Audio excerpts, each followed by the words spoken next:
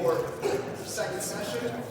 Elijah is back. I'm not going to go through all his file again because most all of us were in here for the first round of this, but we're hoping you got quite a bit out of that rotational shot. I love talking to rotational shot with Elijah. He's got some great ideas and fantastic different ways to think about stuff and move things around. Very, very cool way to think about things. So moving into development of a high school thrower into a D1 thrower, which is what all we have in our schools, right? Everybody's got at least one D thrower standing around just waiting to be developed, right? Yeah. So this should be awesome. Yep. So Elijah Talk, University of North Dakota. Take it away.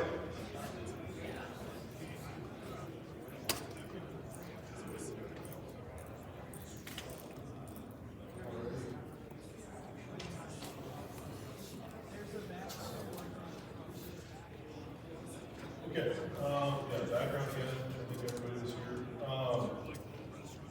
When I was in Ashland, I coached on the side. That was the way to make money. Some high school kids, came to me, one-on-one coaching, so I helped them out on the side. So a couple of those were the Warlock brothers, Ohio. They're at Michigan State now. And I had multiple other athletes, University of Miami, Ohio, Kent State as well. So I wasn't like the primary coach, but they gave me 2 times a week throughout the season. So as far as like a high school coach, I was never a full-time high school coach. But when it comes to developing a kid, I take on developmental athletes all the time. So these are some of the things that I do to get them where they need to be. So what I look for in an athlete, I like them multi-sport athletes. To me, that's more of like they're under-trained in the technique. So I think that's one of the indicators of more there. Kind of when you only throw, it's hard to hide what you are. Does that make sense? So if you're a full-time thrower, you only throw 50 feet for a guy in a shot. It's like, well, that's what you're doing. You put your whole time and effort into that. So the multi-sport athlete keeps them athletic. Introduces them to a lot more movement, and then makes them faster as well at the end. So for women, these are junior numbers. Typically I look for over 130 in the disc and 40 feet in the shot. Doesn't really matter rotation or line so much in the shot. I see 40 feet and I start looking. Men 170, 55. For men, right now, currently, they have to be a walk-on. Like I said before, Ethan Thomas, 3 times state champ in 1 year, $1,000. Wolves, Lower Abishad, state champ, South Dakota, 59 feet, 165 discus, walk-on. They have to have that blue-collar mentality when it comes to work. And learn what they're doing. So that's what I'm looking for. Big thing, how do we compete versus practice? If they send me an email and they say they throw farther than practice, big red flag. There's some value to it. It's like, okay, it's there. But at the same time, it's like, when I want you to compete at conference, is it going to be there on that thing? Good students, I think is a big thing. How well do they learn? If you tell them something, are they interested? But at the same time, I always have to start student but it's a plus. Coachable is a big thing. Like, my coach said this, or we already tried that at field. I want a kid that's willing to be molded and ready to be better. So what they are. progression. You got a girl that throws 40 feet as a freshman, or a senior who throws 43. That's kind of a red flag. Yeah, experience on been a kid. I had a girl from Boston. She came to camp and was her first year PE, and I saw how she moved and ignored the distances, took a chance on her, turned her hair into a weight rower, and I think she's going to be a conference scorer here by her second year. It's not that many in there. And personality traits. How well do we get along? I think that's huge.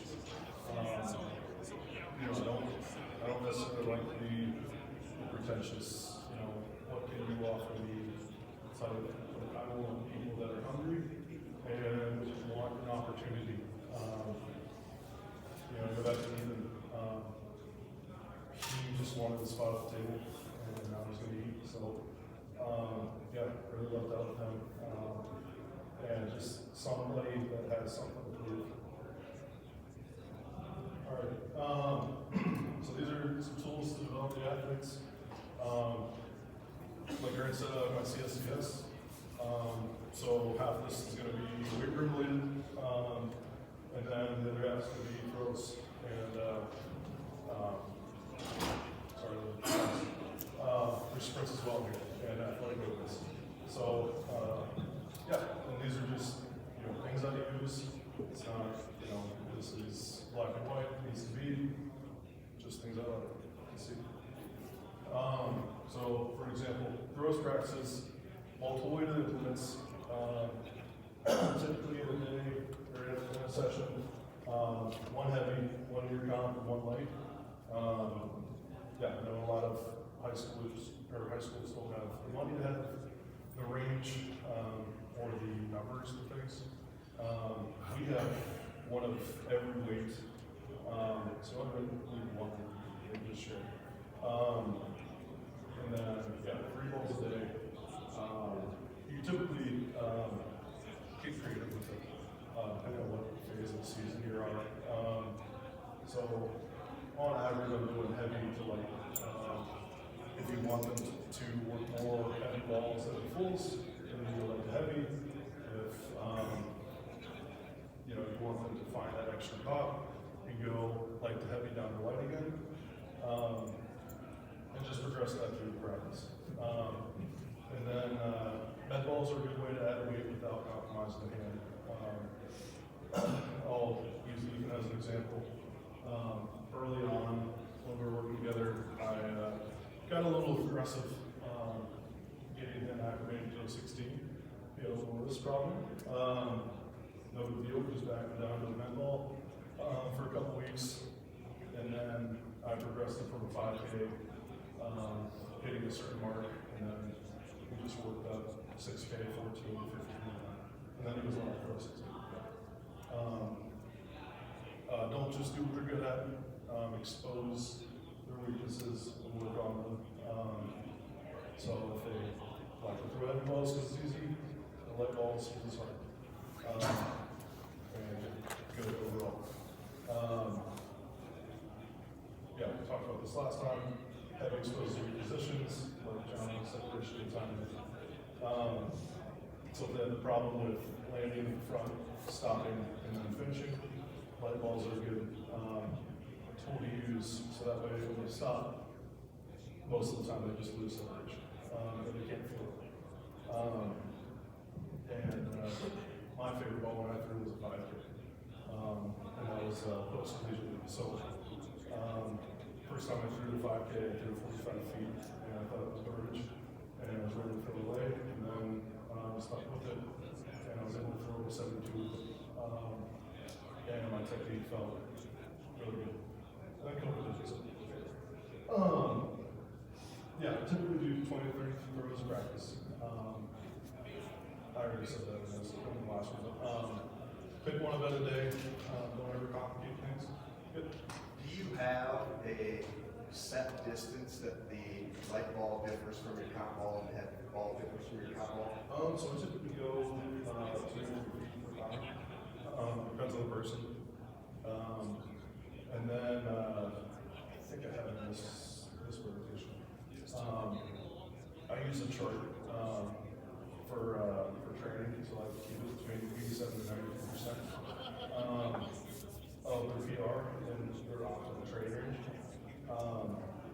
And I think that helps with the 200 pound kind of predict or keep them accountable. But okay, so you throw 1464, you should train with the 16 pound 60 feet.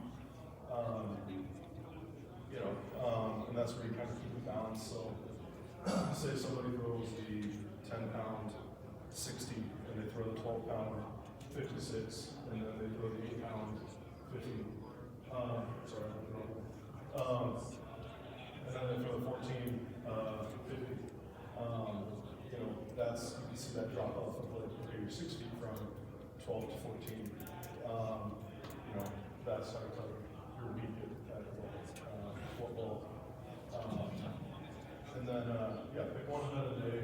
I'm trying to really complicate things. So like, with distance being a longer radius, tends to be a different feeling.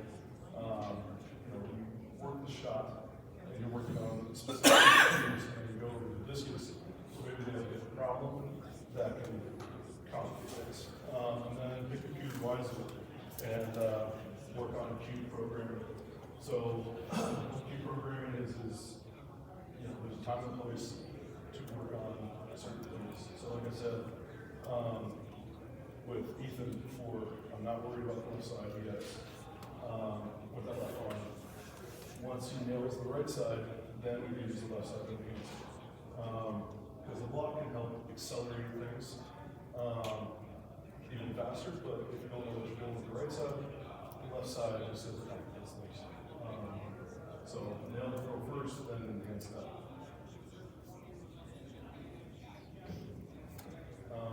And then this is just an example rotational shot session.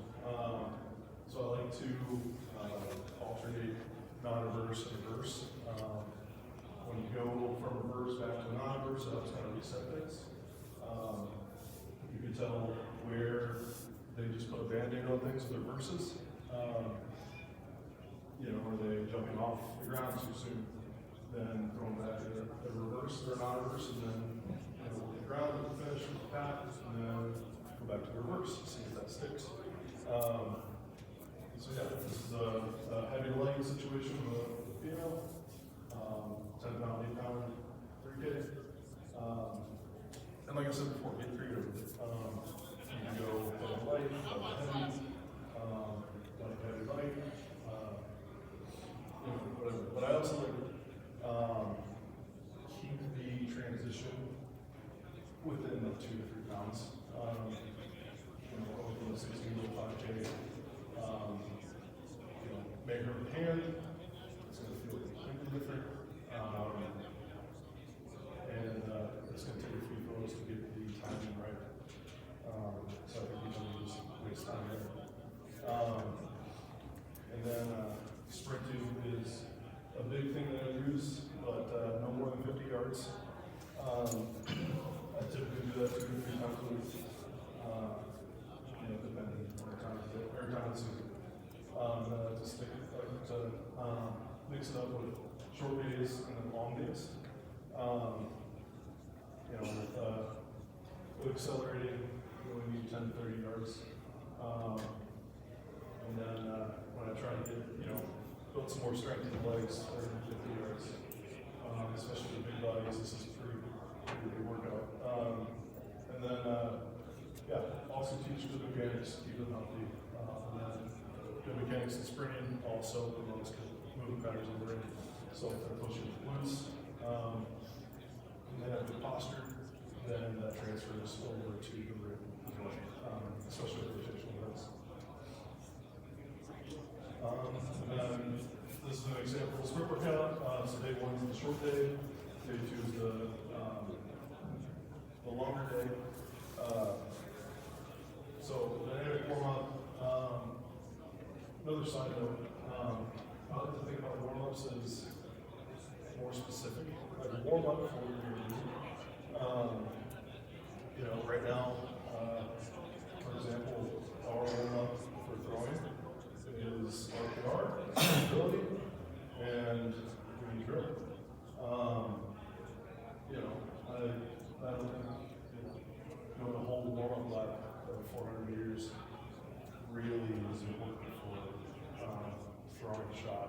It's, 2 seconds max. So yeah, warm up for what you're about to do. Yes. So between these two right here, it's like a different one.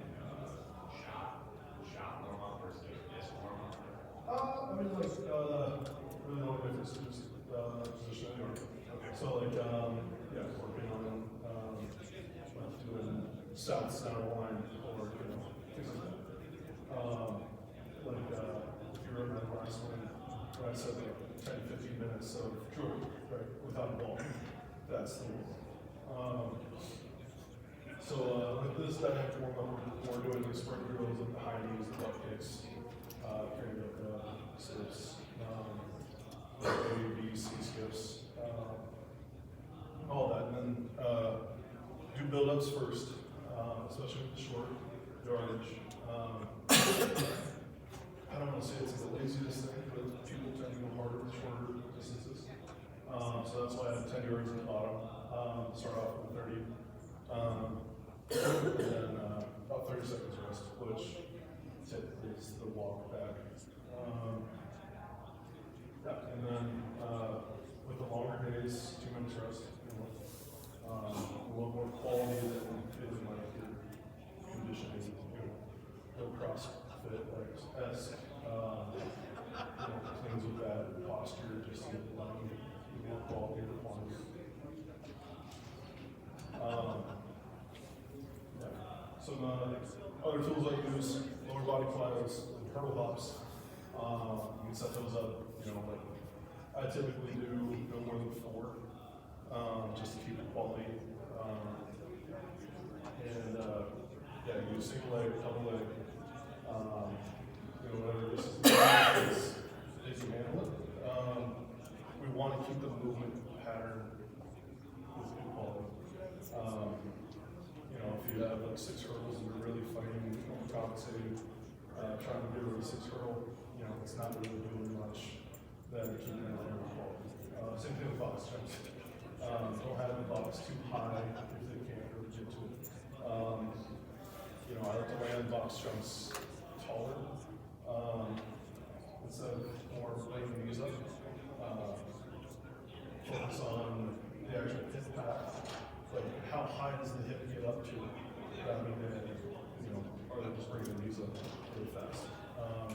Depth jumps, again, as much as they can handle. Typically like an 18-inch box is good enough. And good posture, it gets them into accepting the load with acceleration. So, weighted jumps, same thing. Whether it's like squat jumps, the bar, be with the guys, and then we want quality. Like I want to be able to, just slide a piece of paper under the jumps. I want to be fast. And then multi-jumps, so that's just for example, in-place jumps. I have an example workout here. So I do these in the circuit with 10 seconds on, 20 seconds off. These are in-place jumps, typically 4 times through, 3 minutes per 3-minute rest per round. And then with the rotational jumps, I alternate direction each round. Since I'm doing an even number of rounds. So 2 feet vertical ups, pretty self-explanatory. Kind of like a jump rope. Right foot only, left foot only. 2 feet with a 180-degree turn, so just jump face the other way. Then same thing, right, left, 90 degrees, and then speed skater jumps, just 1 foot jump to the other side.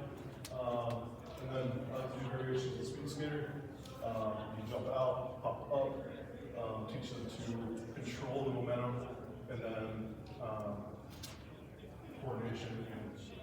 stiffness, and then touch-ups as well. So, yeah, with my throwers, 4 times through, 10 seconds on, 20 seconds on. Yeah, you want to make sure the rest is adequate. So around 3 minutes is typically good for the go again. And then it's only 10 seconds, so quality remains pretty high. With upper body flyers, I've used these a lot, especially with shot putters.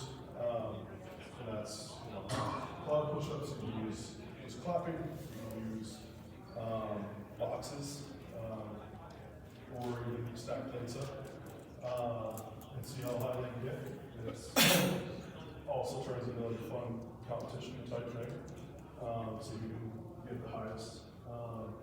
Lane medicine ball throws, I have a video of that next slide.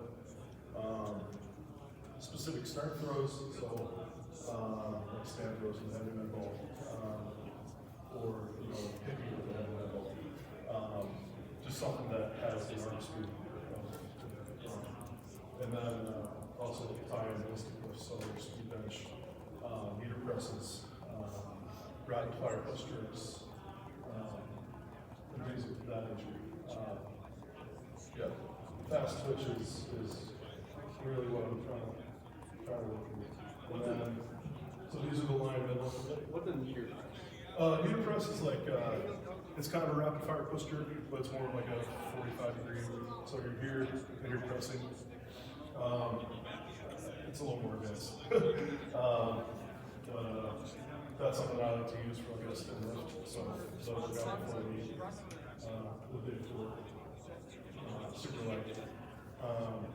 So this is my line angle routine here. So there's 3 different exercises. I like to use these especially early on when you start back training again. Helps with your finger strength, your wrist flexibility, and feeling that elasticity. So start off, we just do the wrist only and feel that ball bounce off the hand. We want to be flicking out through the ball. Then we move on to elbows only. Same thing, kind of feel like a bounce with the ball. And then next thing, bring it down the chest and press back. I like to use these with maybe as second as they can go, but I want it to be elastic. I don't want them to, like the moment they catch and then control it and then throw it back, that's when it's too big. Like I typically use fundamental of these, but then you can also change the height of who's dropping. So I'd start out with the partner standing on the ground first, and then you can also start with 2 as well. But yeah, I really like this for teaching people how to use the action of the wrist on the finish, and then also if they have trouble flipping out rather than dropping your elbow, it's a good drill to use. Calisthenics, I'm a big fan of being able to evaluate efficiently. This GMP Fitness on Instagram, someone I found really like all the videos he posts. And I'll get into animal walks in a couple slides here, but it's one of my favorite tools to use. And then pull-ups, I know a lot of throwers can't do pull-ups, myself included, but being able to have the grip strength and core stability to be able to go pull up, I think is very important. Same thing with push-ups. Try to have them do a normal push-up with their feet on the ground instead of doing these as much as you can. Even if that's just working eccentrics. So slow tempo down and then using the knees to help get back up. I think that core stability and being able to have force through the whole body is very important. Lunges in the summer, we don't really lift in the weight room that much. We're more doing general strength circuits and a lot of lunges, just building glutes and And then general strength circuits, it's pretty much just a body weight exercise circuit. So, yeah, I like these kind of preset. So like I do these at the beginning of every week, like after meets, and get the body priming. So here's an example of that minimum strength circuit. So I like to kind of rotate what body part is being used. So got the prisoner squats, so hands on head, squatting, push-ups, V-ups, Superman, and then back to legs, classic squats, plank walkouts, twists, shoulder punches, those are very dogs.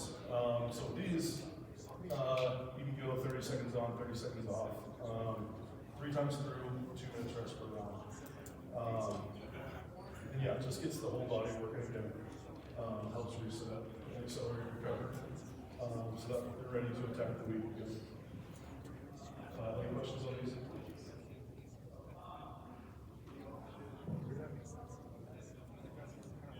So animal walks, yeah, really like these. I mean, these at least once a week, no matter what type of image you're in. Great for lower body mobility, upper body joint stability, core strength, perception. So knowing what your body is doing what your body is actually trying to do. Balance, and then also learning skills. A lot of these are complicated, especially in the individual walks. Yeah, I see people getting frustrated with, trying to do different movements, but yeah, putting force to the ground from the hands whenever walks is like really, really valuable, especially for somebody that I would say like a multi-type athlete that's not very strong, has a hard time transferring the force over to the ball. You can see people like that, extend the legs and hips, and then the shots like still here. But what's getting that shoulder girdle and getting that stronger is really beneficial, I've seen. So yeah, I have a video next. We'll go through elephant walk, bear crawl, variations, gorilla walks, spectre walks, frog jumps, monkey jumps, scorpion rope, bear crab rope.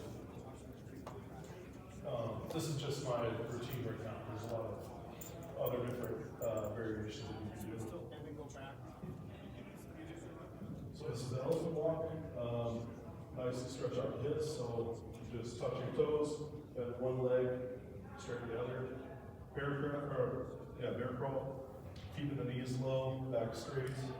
This is a twisting bear. So drop the hips. Really like getting that stretch and elongating the hips there. And then oblique. Cross step bear.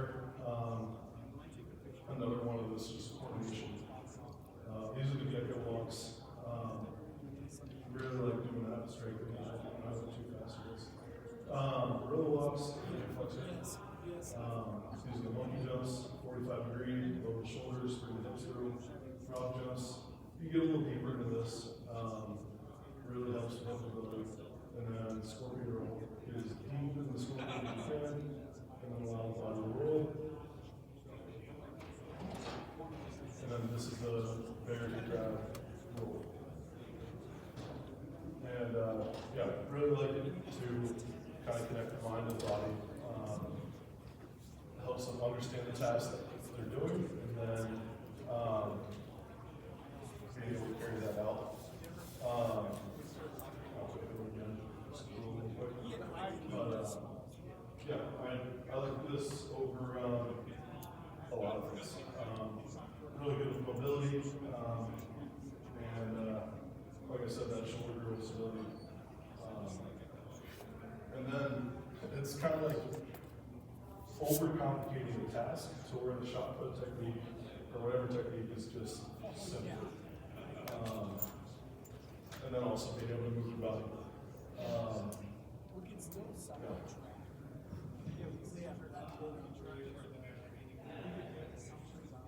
And then you can progress these even more into like handstand types. Feel hamstring, so really loading the shoulders on these, and I like to progress these and enhance things to really help that upper body stability. And then mobility, I'll give you guys a video of just our routine that we use for hurdle mobility. You can use like 5 to 7 hurdles. But again, keeping that quality good. I like to teach hands on the head and keeping that upper body stacked. Because if you're trying to get over a hurdle here, it's not really changing the angle as much with the hips. So upper body, torso, vertical, and then I want the feet to get over the hurdle, not just stepping around. So trying to get that knee above it. Then animal blocks, very versatile ability. Dynamic warm-ups, like I said, warm up for what you're doing. Try to keep it specific. And then static stretching, but only as a warm-up. I think before throwing, only slows you down and loses the elastic property of the muscles. So this is our hurdle mobility routine. Hopefully I can talk as fast as I'm doing. So we start off going just one leg over, leading the entire time.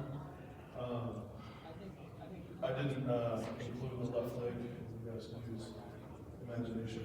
So we go one leg leading the entire time to both legs, leading alternate.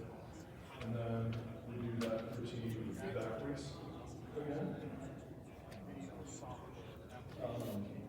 You want to keep the hurdles at a good height to where they're not really breaking posture. And I think that's really important. Hands on the head, torso stacked. And then do rotational. That helps keep that hip open both ways. And then these skips help the hamstrings a little bit. And then run. Just get as deep as possible. Maybe 6'6", so kind of heavy. See how high the hurdles can get.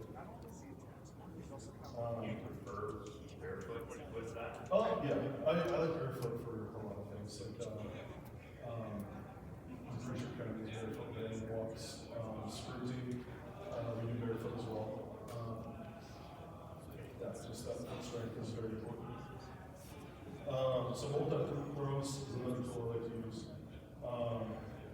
especially pre-meet activities. Like today, I had to do multi-throws today is half of what we did. That includes overhead back throws, between legs front throws, and then I kind of hop as well for another variation. There's more multi-throws than this, but that's what I do right now. And then you can also use med balls as well.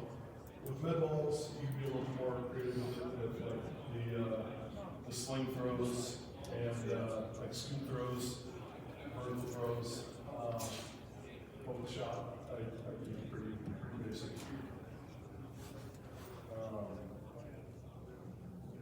So this is just the overhead back throw.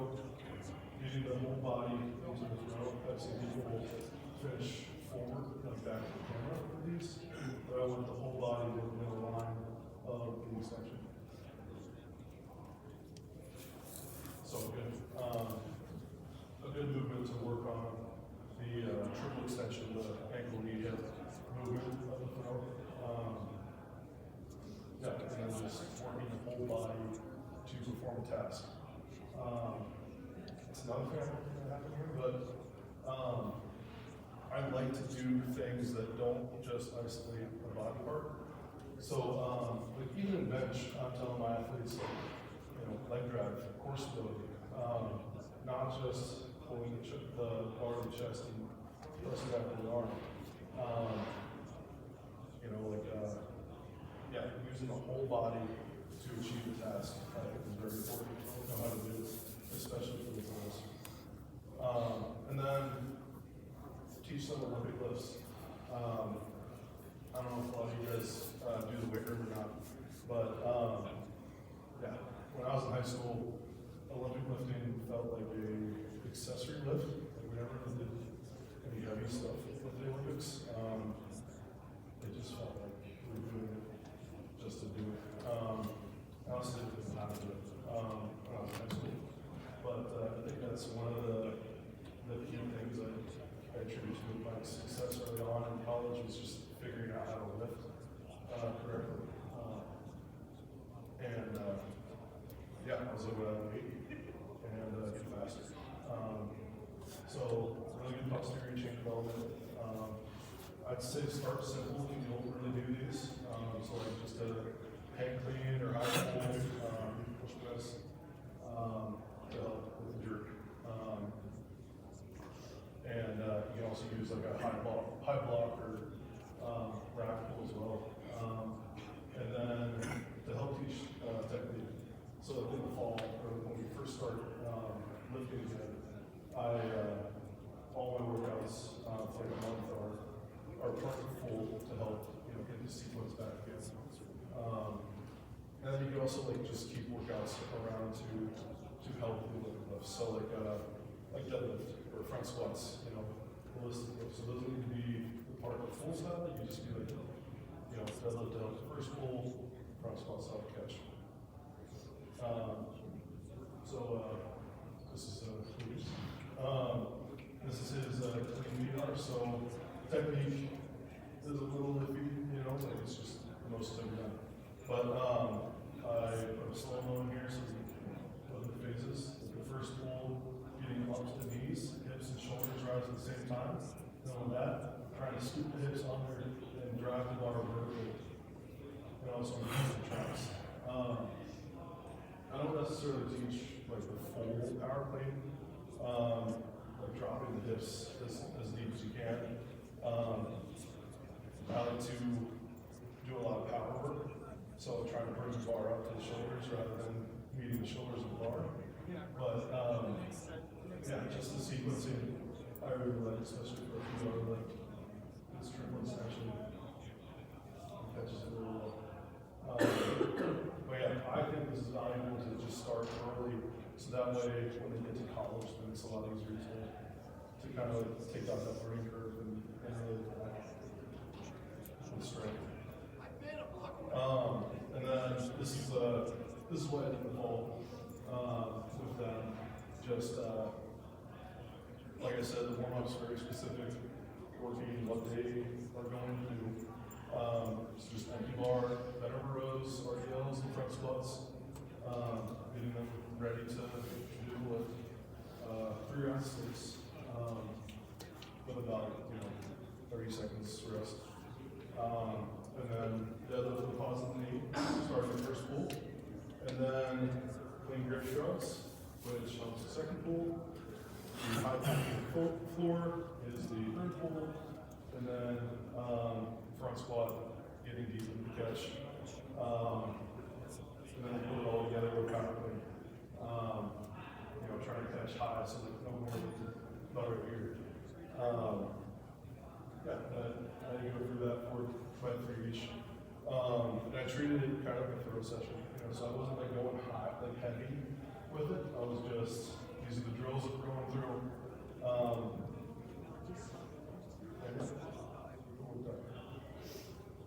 So yeah, with lifting, bar speed is the most important value, and we want to move heavy weight as fast as possible.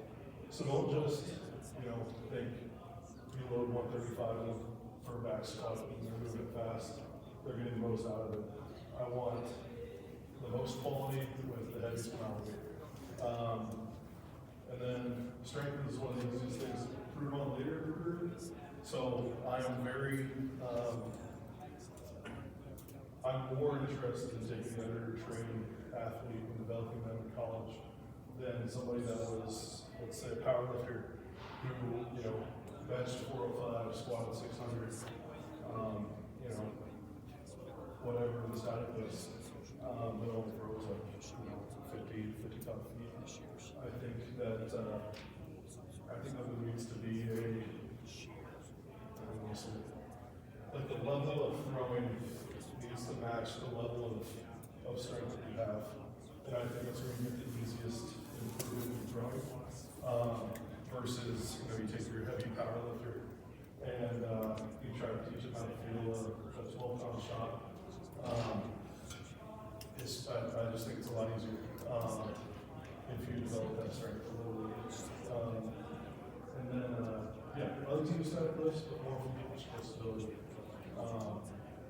Say if they land in the power position and the chest drops, more likely their posterior chain is weak.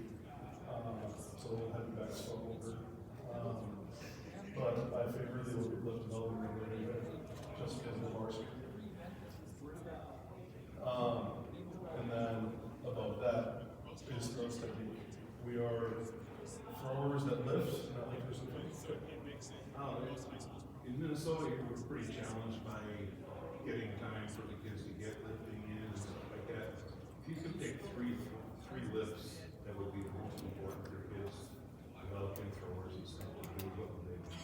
Probably the power clean, push press, and back squat. Front squat. Also really big advocate on the multi-throws and the jumps as well. So not everything has to be weight room related. Especially just starting out. I'd rather them get more athletic than fall into the powerlifting route. And then strength milestones do not equal throws milestones. So I wouldn't think just because somebody can bench 225 5 times, they're going to be a 50-footer, or whatever the number is, whatever. Ethan Thomas, almost an 18-meter shot putter, just benched 315 for the first time a couple of weeks prior to that WP, and 405-pound squat, and that was a PR. So I think the bench was even a 20 to 30-pound PR as well. So I'd say for a college athlete, it's not very easy. But you can throw the shot off the 16 years. Even when I was in college at the national meet, I would people would ask me how much you bench, and I was only benching 365 at the time, and all my competitors were 450 plus bench press guys. But then I would get second or third, and then so I don't think I correlated. But yeah, especially for the younger individuals, I think heavier motor implements are more important than what they're doing early on. Being able to handle a heavier implement, I think it was a lot more. I'm going to try to make this short-winded as possible. So, when you're coaching your track and field kids, because they're one sport kids, basically, with indoor, outdoor kind of, but you have a general prep phase, a specific prep phase, pre-comp and comp phase. With our kids, there are 2 and 3 sport athlete kids. We live in comp phase, it feels like, and we don't get much of a chance to get stronger. What would be your advice, and this is more of the strength coaching end of things than the throws coaching end of things, but what would be your advice on how do we get kids to be stronger when they're in season all the time? Let's go back to the heavier specific strength throws. So we have whatever they can handle, 20 pounds of low or whatever, and just turn and pop without into a wall. I think that's really useful. Like a lot of the high school kids that I coached at Ashland, I didn't really have. One of them was there's a girl I had her. She was an 80-foot 8th grader, and I ended up coaching her to 145 feet in the distance. She was this tall and didn't lift at all, but I had her run a 5 discus, working up to it. But, yeah, whenever, I gave her a 45-pound bar to see what she could do with it, not a whole lot. But, yeah, we really worked on, bowling pin throws, you know, a 5-pound bar. I even had her throwing a 2K discus, for stand throws. But I think the specific strength of the throws is really what's important. Because then, you know, that's more appealing to me, being like, oh, okay, this is the first 55. But the weight room is very underdeveloped. Well, I know if it's you guys, but like, a lot of you guys are, you know, handling the weight room with, you know, minimal idea.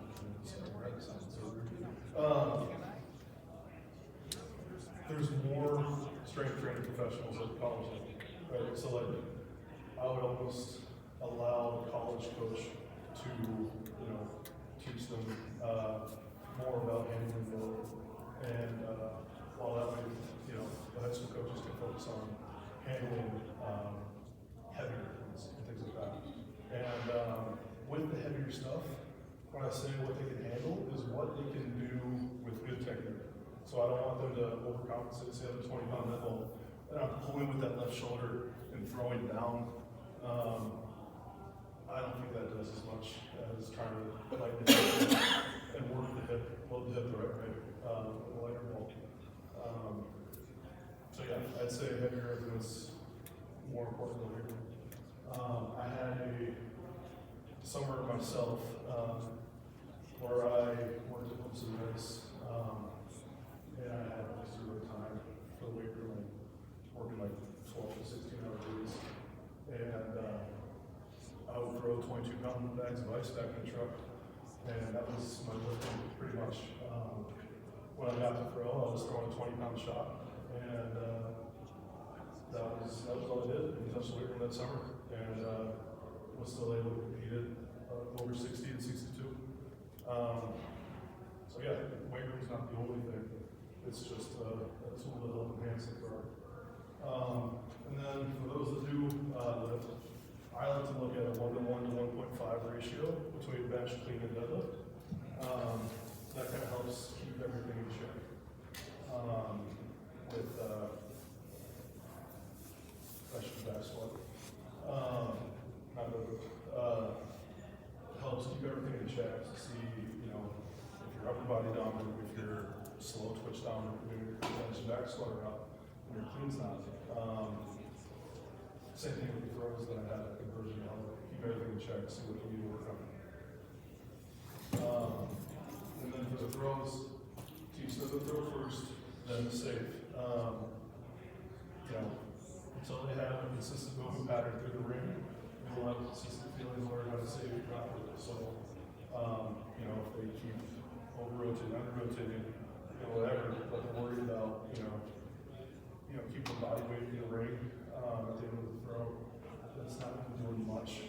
I'd rather see the throw develop properly, and then once they do that, the save is going to be even better. And then most people that I've seen save every throw in practice end up not getting all the way through the finish. So yeah, there's a time and place for saving throws, but it needs to happen first. Yeah, I think it's possible to save every throw and try to work a finish, but I think it's a lot easier to achieve the throw when you allow them to foul. So if you remember Ethan's video last presentation, his left foot landed in front of the toe board in the middle of the sector. That's kind of my instant feedback of, are you getting your body weight through? How are you recovering in that foul? Are you landing out the front? Are you pulling off to the left? Or are you not, rotated enough and you're fouling out before you're rotated and you're landing off to the right? So yeah, I like to use that as instant feedback, rather than watching save throws and not going anywhere. And then also, you can say it's more of a ego thing as well, but yeah, I think ego helps drive the competitiveness when you see the ball go farther. So yeah.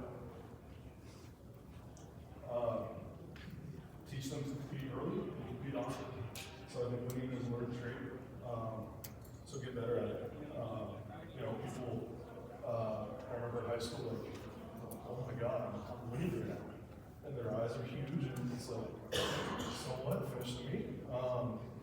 You know, so the more you get better at, you know, success, and like teaching them to fail and just get back up and go. Like, what you do in round one or round two does not dictate what you do in round three. Yeah, I think it's really important just kind of know how to just fail. You know, I go back to when I just started at UND. Meets were like practice. I felt like it was just boring. You know, nobody was caging throws. Nobody was really fouling, and the distances weren't that different than what they practice at. So yeah, you gotta challenge them in training. You know, give them opportunities to compete and succeed. They'll just, you know, take a 50-footer and be like, all right, throw 60. Like, you throw 60, sorry. You know, make the goal attainable. And then like, yeah, make things fun, make it a game. So even like conditioning, for those that do that, like, it doesn't have to be just spring. You know, volumes like, in the fall, one of my sprint days, like the longer throw, long throws, I'll pick up a football and make them run routes, and just take the workout and turn that into a fly, a post, or, you know, slam, whatever. Just, you know, and then if they don't catch up to the ball or whatever, it's like when they are chasing something, they're running faster, right? Versus like, I got 6 by 50, you know, like, let's get this over with. But when you throw a ball at them, they run faster. And then like games like ultra frisbee or mid-low volleyball, even racing, just something to drive that competitive spirit. Yeah, every Wednesday in the fall is a game day. So yeah, conditioning without them really knowing and just competing. Yeah, some examples I have for competing in practice, you know, like 1v1 competition. Alex and Hayden, you know, each on the same ball, you know, who can throw the farthest with 2 throws, and or you know, like, if you don't have a lot of people that are close to the same ability, you can have, you know, one from a heavy ball, one from a light ball, and then compete that way. You know, some of my inter-squad competitions that I had, you know, my best people will have a heavy ball, and yeah, makes the competition even closer. And then also move the shoe. So like, even if you don't, you know, track distances in training, I like to throw a shoe out there sometimes, and you know, first throw, put the shoe on the throw, and then see how many times you can move that shoe. And then it also helps to kind of control quality. It's like you can't move the shoe and 2 consecutive throws, you're done. So it also teaches them how to kind of find that extra gear and move the shoe. Yeah, I remember it was getting ready for a national meet, and Judd put a towel out there right at where I was throwing, and he's like, just peck with the towel. And yeah, it was right around 63 feet, and then like last throw, he's like, all right, move the towel. And I was like, oh, okay, we're ready. He gave me green light, and I threw my PR with the 14.5 and went 65.6. And it just kind of gives you that moment of like, you get to show what you can do, right? Like, competition needs to be not just like practice. Like, I hate that phrase of like, just do what you do in training.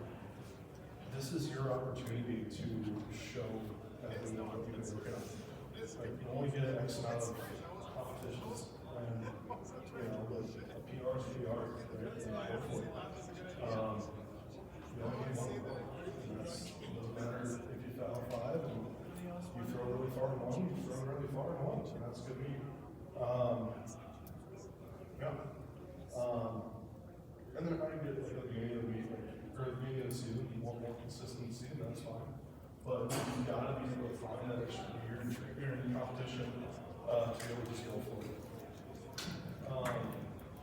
And then yeah, you can change the speed of training.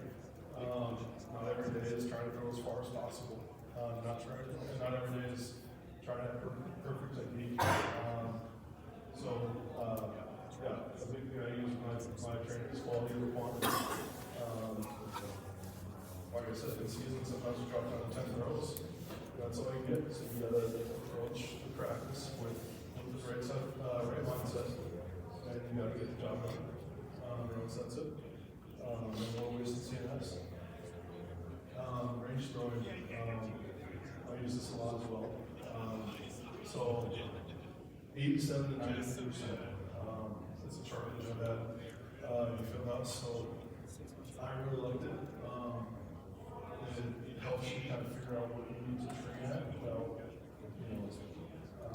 like how low can you go and still get some benefit.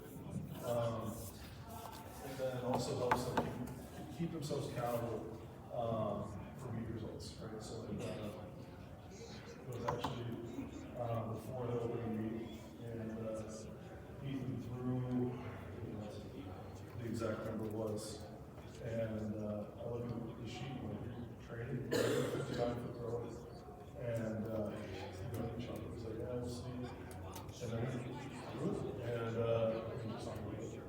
So yeah, and I also like to use that as, okay, if you are as level as this, you train this, in the range squat situation, you should be able to throw this. And then 2 foot per pound, this predicts this number was 16. We kind of work with that, that's kind of how they know if they're at where they are, or it's a good bonus if they're from farther than what they train at. Which again, I mean, like, competition should not mean just a practice. And then slam sessions. Not quite a big squat, but bust the brakes off the throw and see how far it can go. Garlic care about like safeties. I just want to see the ball fly. So you can roll up 6 to 10 throws. And also you can alternate how many drill days a week. I like to do these, especially at the beginning of the season, but no full throws, and get your volume in it. And then after the creative, you throw the wood, you throw red balls, whatever. Yeah, just trying to doing your throw. And then I think really the most important part is be someone that they need to succeed. A lot of the progress I made is with my office just because they believe it. With Judd, I remember one of the cues I had is throw with your hair. What does that mean?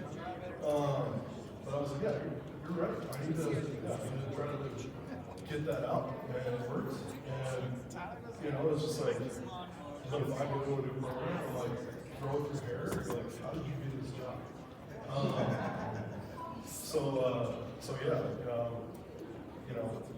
The whole livelihood thing is done. Would see something that nobody else see in them. Like, he's the one that started me on this journey. And we were first looking up, and I wasn't thinking about training coach collegiately. And he said that, and I was like, oh, okay, you're right. I can do something.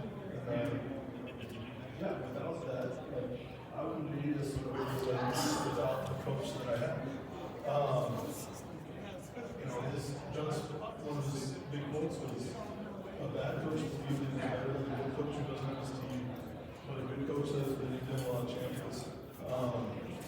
So yeah, first thing I attack with the new group is buying. Just like a family. And I think that promotes the best success. Like buying will meet assignments in most scenarios. So it doesn't matter if you have this perfect program.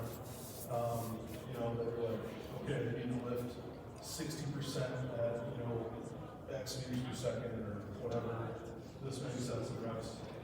If they don't believe it, they're not going to do well. Versus yeah, I saw this on YouTube. This looks good. And the athletes are like, oh yeah, let's do that.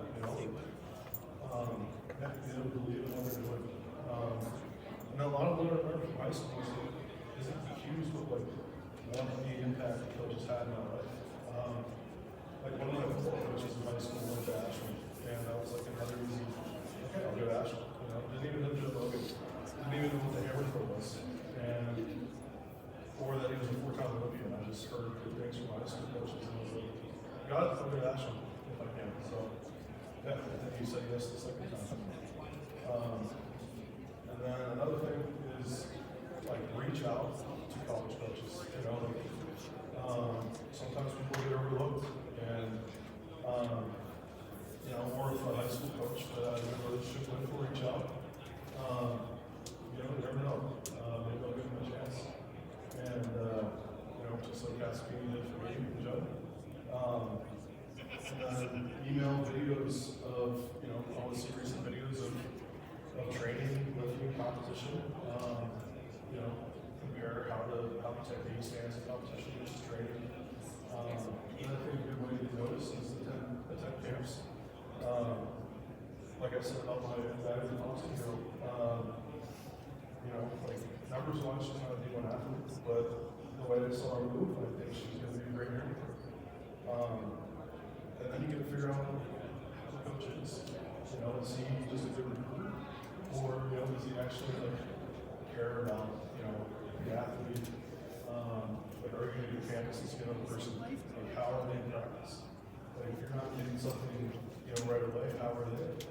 Are they getting really frustrated and give it up, or are they going to find other ways to get you successful?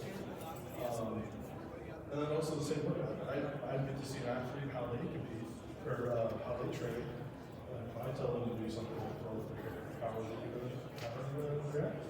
Are they going to fight me and say my coach says this, or are they going to try? I think one of the great reasons Joe was as successful as he was, he found people that would run the ball for him. And that's the easiest thing is to get that doing it. Other things like there's not a lot of on track. I don't know if the whole opt-in thing now with the 45 scholarship thing, but we're still talking about it. We're still playing 18 scholarships for 40 kids on the women's side and 7 on the men's side. Being a walk on the I was a walk-on at 24 feet and hit out 62-footer, and money isn't everything. It's just, do you want to spot the table, and are you going to take the opportunity to get it? So yeah, do athlete first, strength second, throwers the lift, lifters the throw, learn to move the body how you want it to move, speed is king, challenge in the training, make it fun, and leave it.